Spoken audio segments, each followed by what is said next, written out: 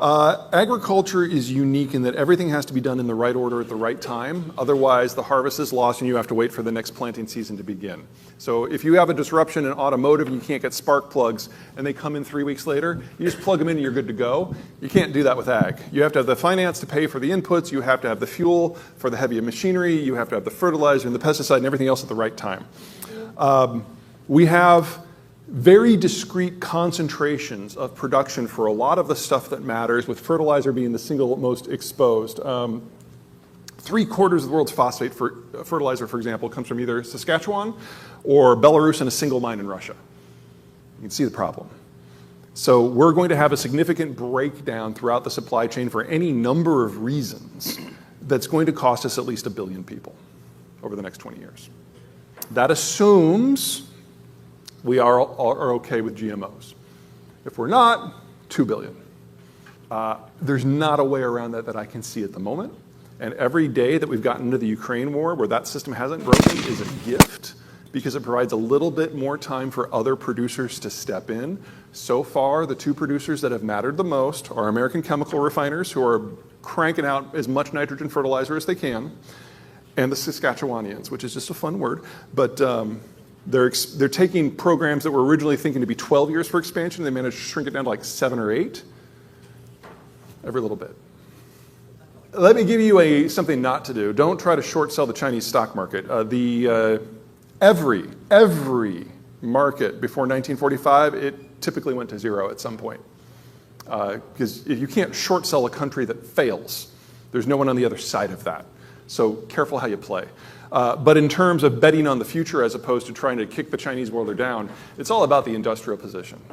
There's a lot of plant that needs to be replaced. I tried to give you a quick look as to where some of the holes were.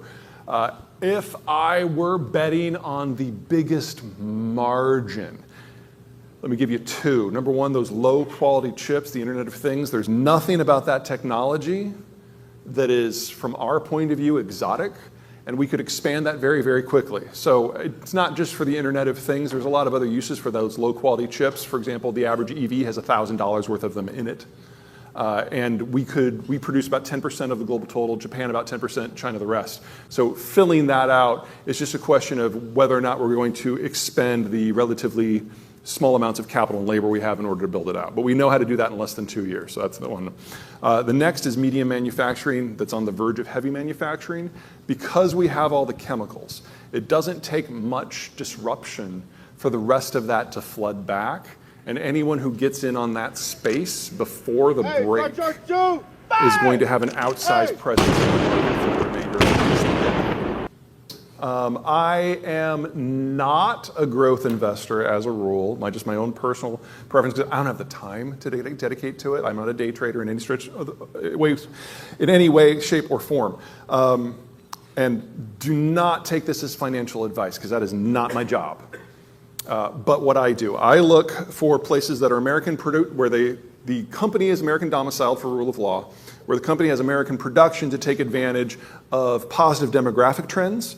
And if the end product is both energy intensive for its creation, because we have the cheapest energy in the world, and is something that could theoretically be exported, that's my list of things that I look for. At the top of my list is chemicals processing in the next step. Next down is agricultural processing, because American farmers, not without exception, but with very few, they produce the raw stuff and then they send it abroad. And we're missing out on a massive chunk of the value chain, and any company that has gotten into that has just made mad money. So, a little plug for Iowa. Iowa is the highest value-add agricultural sector on the planet, because they produce the corn, they produce the soy, they produce the hogs, and then they turn them into something else before it gets to the end customer. And so they capture part of that value add. We're going to do that in energy, we're doing that in food, and that is where I concentrate. That does not mean that there aren't other players here. The problem I personally run into in the manufacturing space is that a lot of this expansion is going to be small and mid-cap. I don't got time for that. There's just too many players, but someone who knows the space, it's probably an easy play. The smart play is to get ahead of this. And by many metrics, we are. Industrial construction spending in the last 6 years is up by a factor of 9 And only about 40% of that is due to things that the Biden administration has done with like the CHIPS Act and the IRA. We had already gotten the jump on this before he ever came into office. Whether you want to credit Trump or China or whoever that, whatever. We're on the right path. We just need more, and we need it sooner. The complaint, if I'm going to be that guy, that we have is we didn't start this a little bit sooner when capital was still cheap. And so now we're doing it in the teeth of a much different financial environment. As to your inventory concern, that is definitely something to hammer on with your legislators, because as we move away from a just-in-time manufacturing model, we're going to have to move to a just-in-case one in the meantime. And that means building inventory at every stage of the supply chain system. Now, that will naturally push us towards a more constrained, fewer-step manufacturing model, but that does mean everyone will have to have more inventory. And if we penalize that while we're trying to build out, you can do the math for yourself as to what that means for your business. So the more unified the business community is on a few specific things, the better. And the fiscal conservative me hates to say this, but if you're going to suckle at the government teat, now is the time. Because the investment capital that is going to need, it's not clear that the private sector by itself can do it. There's going to be a lot of money coming in from capital flight. And the question is, how do you capture that and redirect into something that's more productive than an empty apartment or a T-bill? And communities who can figure out how to do that are going to do better. What the foreigners are after is rule of law, something that pays a dividend, or something that has a hard physical asset before it. And community development bonds scratch 2.5 of the 3 of those itches. So there are many ways that different communities, different states can play this. But everyone has to come up with their own solution. Give me 2 things. Number one, in order for the Bretton Woods free trade, globalization, American-led order, whatever you want to call it, system to work, people need to be able to ship whatever they want, wherever they want, whenever they want. Back in the 60s, 70s, 80s, and 90s, when we were in a Cold War confrontation, the other side didn't have much of a navy, and it wasn't in places that were important to commerce. So we had, I don't want to say a small navy by any stretch of the imagination, but our navy was right-sized for that task. It was designed in many ways for that task. In 1992, after the wall was down and the Soviet system collapsed, we retooled our navy to what we thought the new world was going to look like. Instead of having a single massive power that had to be confronted on dozens of points of contact, we thought that the future was just a handful of small annoying powers like North Korea and Iran, where the right approach was to have a handful of supercarriers, concentrated fists of power that can smash.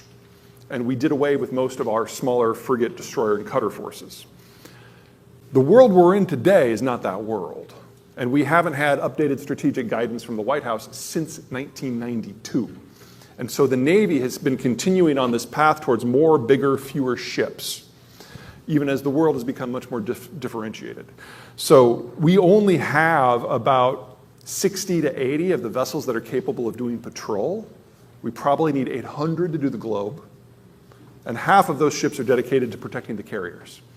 So even if we wanted to right now, we can't provide global coverage. We can barely patrol the Red Sea.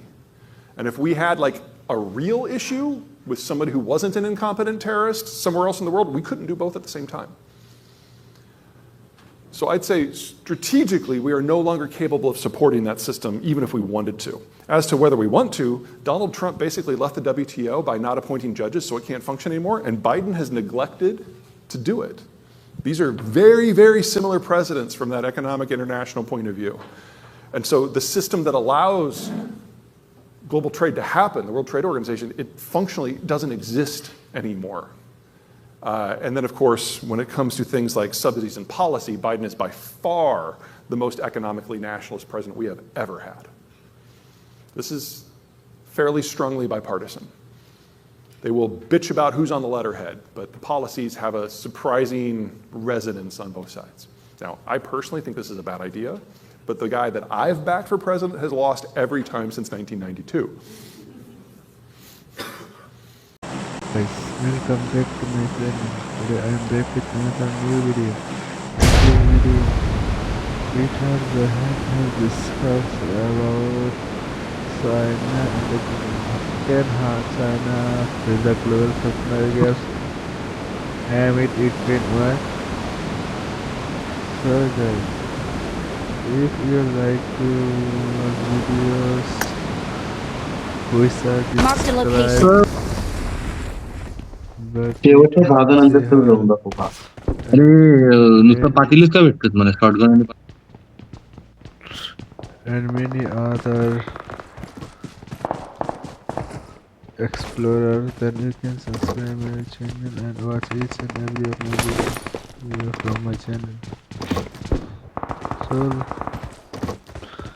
if Peter Zeihan is an well-known geopolitician and geopolitical analyzer.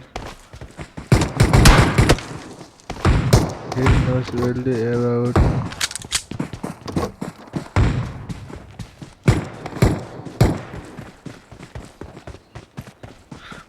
about ongoing current warfare.